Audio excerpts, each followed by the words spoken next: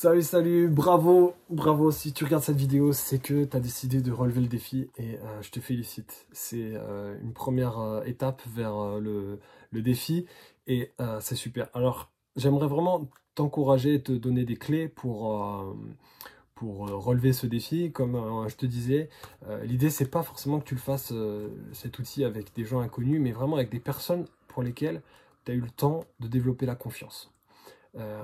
Développer la confiance, mais aussi que tu as pu leur démontrer de l'amour. L'amour, ça se démontre, ça se prouve. Et voilà, je t'encourage de développer dans ce cadre-là et que voilà, tu puisses proposer à tes amis de faire leur propre avis sur le message de la Bible. Alors, tu leur dis, voilà, toi, tu es chrétien et tu as été vraiment bouleversé par un message puissant qui est présenté dans la Bible et que tu aimerais trop qu'ils se fassent un avis, leur propre avis dessus. Ils ont le droit d'être pas d'accord. Tu leur dis qu'ils sont pas obligés de s'engager à vie. Tu commences juste un parcours avec eux. Tu leur dis, voilà, c'est juste un parcours de 6 ou 7 étapes. On se Skype, on se téléphone, on se voit 1 heure et on discute d'un passage. Donc on a 2 outils à te proposer pour faire ça. Le premier, c'est la grande histoire. La grande histoire, c'est la présentation du message de la Bible depuis la Genèse jusqu'à l'Apocalypse. Et donc du coup, tu as à chaque fois 2 textes qui sont choisis par session. Donc il y a 6 sessions. Et cet outil va très bien pour les gens qui sont un peu sceptiques ou un peu loin de la foi. Genre qui ne connaissent pas ou qui sont, disons, pas trop à l'aise avec... ils comprennent pas trop la place de Jésus. En fait, ici, tu vas avoir vraiment toute les débuts des sessions vont être sur l'Ancien Testament. Et en fait, petit à petit, tu vas voir que il va y avoir l'envie de découvrir la solution. Et la solution va être présentée par Jésus, ça va devenir presque logique. C'est hyper bien. Cet outil, il a été développé par Florent Varac et puis revu par plein d'autres gens. C'est hyper intéressant. Donc, comment ça se passe? Tu te vois 1 heure, tu donnes le texte à la personne la semaine d'avant et vous discutez du texte. Vous relisez le texte ensemble, en gros, mais la personne l'a déjà lu avant de faire le test. Enfin, pas le test, mais le parcours. Et puis à chaque fois, en fait, tu peux poser des questions. Tu poseras des questions aux gens.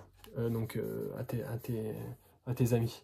Les questions, elles sont là. Si jamais tu es perdu, en fait, chaque outil, tu verras, c'est pareil pour les 2 outils, tu as un QR code ici avec une vidéo qui te donne des réponses si jamais tu ne trouves pas les réponses de ces questions.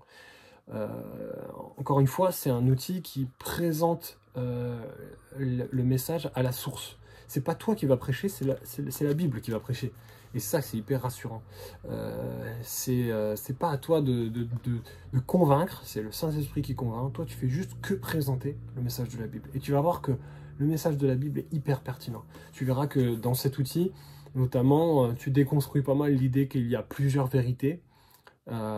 Tu vas aussi montrer que le Dieu dans la Bible permet la liberté, que l'amour c'est la liberté, c'est pas forcer les gens à croire. Tu vas avoir toute la question sur la morale, sur sur l'idée que est-ce que c'est une société qui doit être qui est la solution, un système. Est-ce que c'est le système social qui va être la solution pour l'homme ou c'est le cœur de l'homme? Donc c'est vraiment intéressant, c'est super bien. Et le deuxième outil, c'est les 7 signes. Les 7 signes, c'est quoi? C'est les 7 miracles présentés dans l'évangile de Jean. Donc l'apôtre Jean, il écrit à la fin de son évangile, au chapitre 21, il dit que Jésus a fait plein de miracles, mais il a choisi ces 7 miracles pour nous montrer qui est Jésus et comment croire pour être sauvé. Donc en fait, on apprend 2 choses. On apprend les choses sur Jésus, et on apprend les choses sur la foi, la vraie foi chrétienne. Et là aussi, c'est très progressif. Vous verrez que c'est vraiment intéressant. On commence sur le miracle des Cana, le miracle du mariage où Jésus change l'eau en vin. Et ça fait un peu le buzz parce que si vous avez des amis qui sont pas chrétiens, vous voyez que Jésus, il y a tout le monde qui était bourré dans une grosse soirée, il faut s'imaginer, Jésus il les a pas jugés, il leur a pas dit boire c'est mal, il leur a refilé du vin. Donc c'est un peu ouf comme premier miracle, et souvent les gens sont assez surpris de voir que Dieu il n'est pas un trouble fait. Cet outil marche bien pour les gens qui sont déjà un peu en démarche spirituelle, ça veut dire qu'ils sont assez ouverts à l'idée de prier par exemple. C'est des personnes qui sont moins cérébrales mais plus, disons qu'ils ils sont plus ouverts de cœur, ils sont prêts ouais, avoir une démarche spirituelle. Donc voilà, c'est deux outils qui conviennent à deux types de personnes. Des fois, moi je fais d'abord celui-là, puis ensuite celui-là. Voilà, c'est à vous de voir et aussi à vous de prier, voir quel outil vous allez faire. Donc on vous les envoie en PDF là, dans l'email. Et voilà, juste avant de vous lancer, j'aimerais vraiment vous encourager à prier, que vous puissiez prier pour que vous ayez du courage en fait.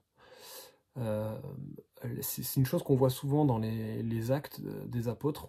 On lit que les disciples ils priaient pour être courageux. Et je crois que c'est une de notre responsabilité, c'est de témoigner de notre foi, mais ça demande du courage.